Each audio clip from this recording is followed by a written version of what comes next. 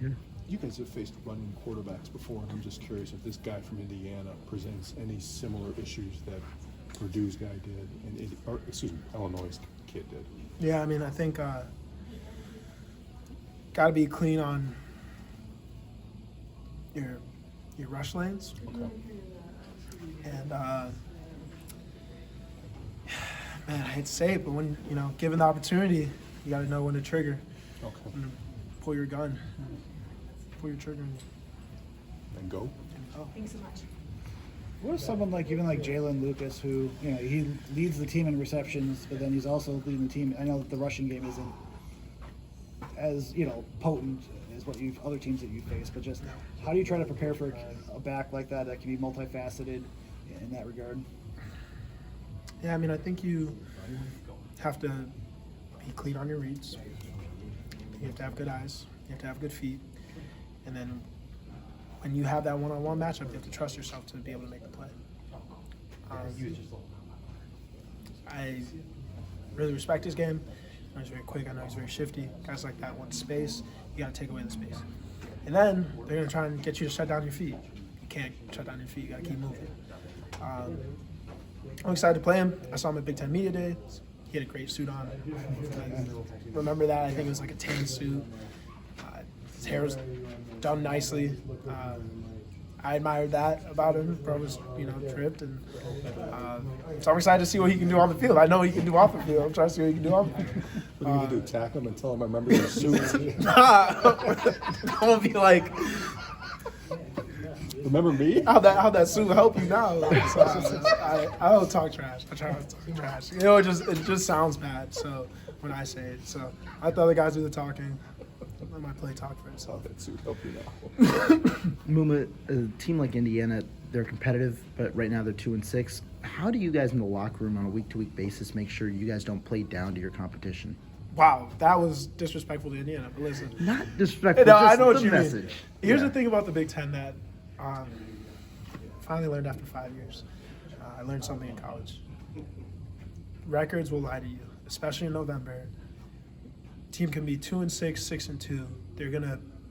You don't just roll out the helmets and play ball. Like, they're gonna try and kick your butt as much as you're gonna try and kick their butt. And I mean, there's very few exceptions. Like, anything could happen. It's November, so it's October 31st. But anything could happen on Saturday. So I think it's my job as a older guy. It's my job first individually to make sure I handle my business and I'm watching my film and I'm preparing just as much if not more if not more than I did last week. And then it's my job to also encourage other guys to do the same because it's the Big Ten. You don't just roll out there and crush people. Like, you have to earn that, and you earn that through the preparation throughout the week. So, yeah, I don't even look at their record. They're 2-6, but they played Penn State. Like, they were 6-2. You know what I'm saying? Like, Yeah. It literally doesn't matter. They're in a tough side of the conference. They're the East. Like, they've played some really good teams. Like, they're not just gonna.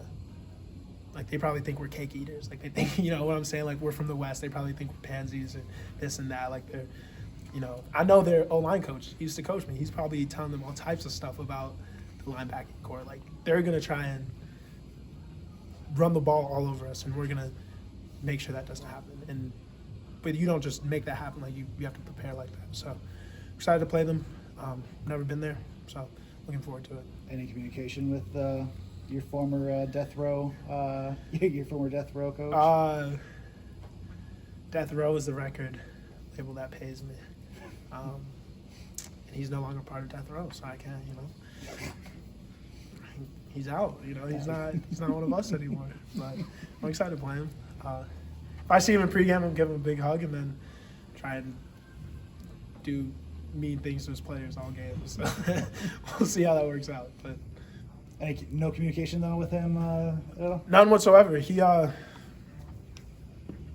year he told me he was proud of how I played with my broken thumbs. That was the first compliment he gave me in 4 years, and I took it and I ran with it.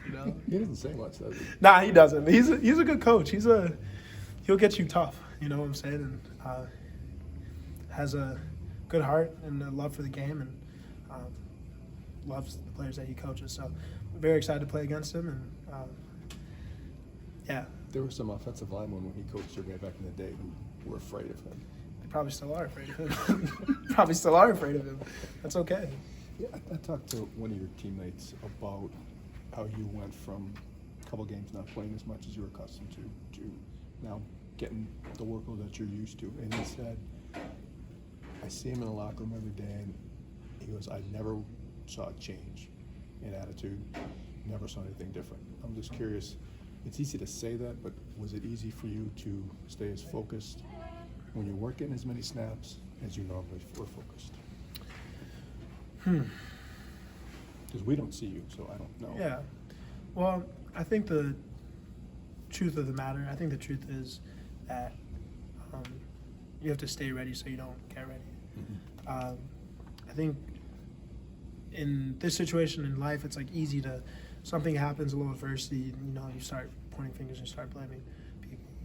I think the thing that I'm most grateful for is, I had people around me who were like, hey man, we don't care if you play football or not. Like, that's your thing. Like, just, we care about you for who you are. Like, make sure who you are doesn't change. And When you say people around you, talking players, teammates? I'm talking teammates, family, Okay. friends, like, Okay.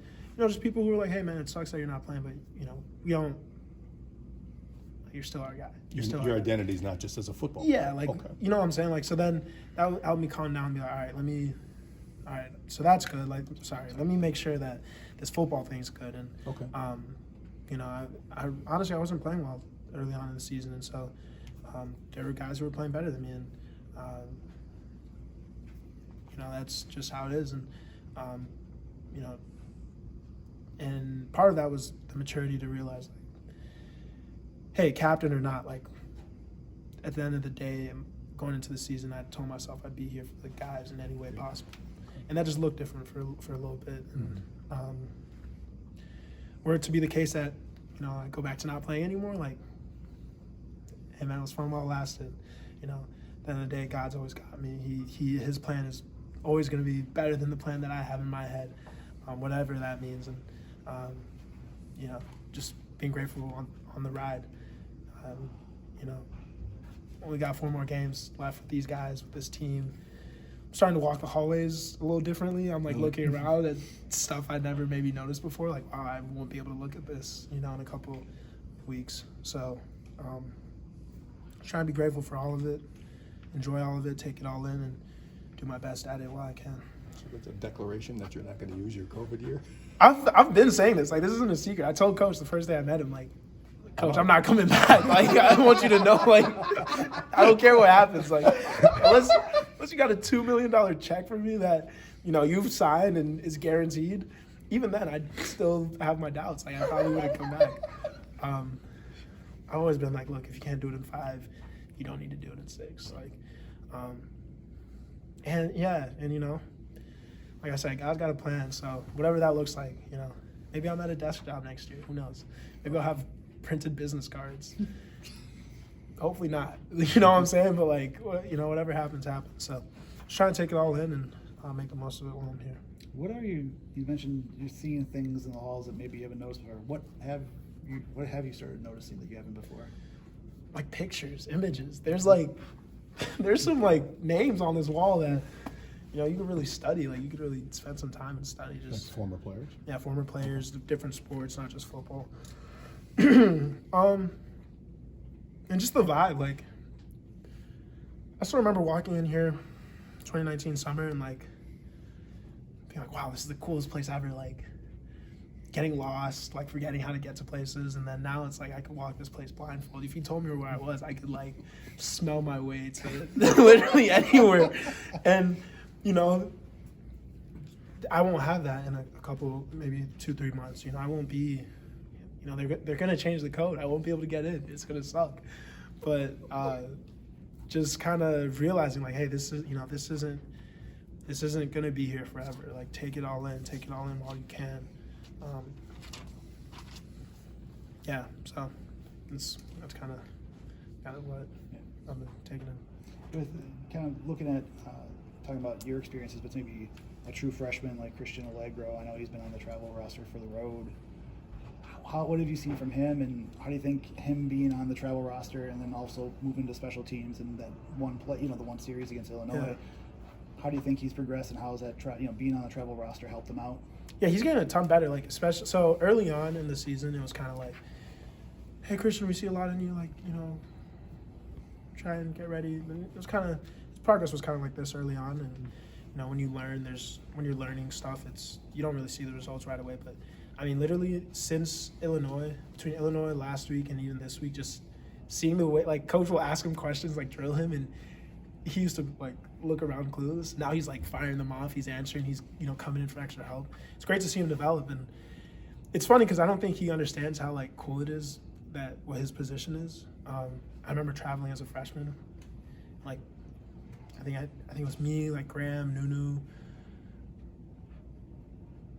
Yeah, like literally there was like 3 or 4 of us traveling, but like I just thought like, oh, this is just what freshmen do, and then kind of like growing up in the program and realizing like you don't travel as a freshman, like you don't get playing time as a freshman, and so for him to be in that position, I don't think he understands how cool it is.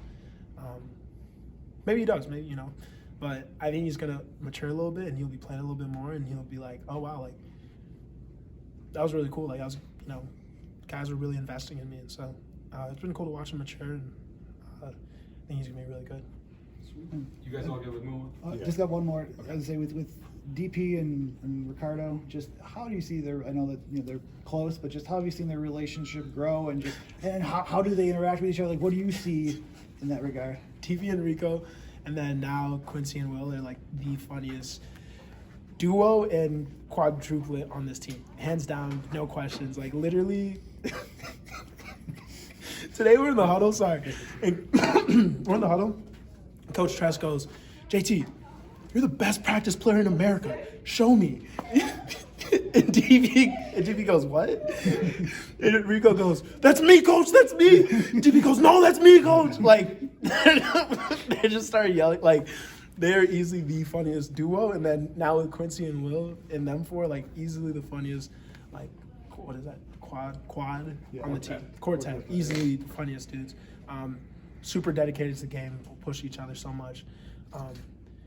On the field, off the field, like they're the same way about like church, like getting me to go to church, like holding each other accountable to going to church, like staying in on Saturday nights, like in the off season, stuff like that. Like they're super, super competitive about all of it, and we're all in the same block now, so that's awesome. I'm in the same block with them, so yeah, they're great. Sweet.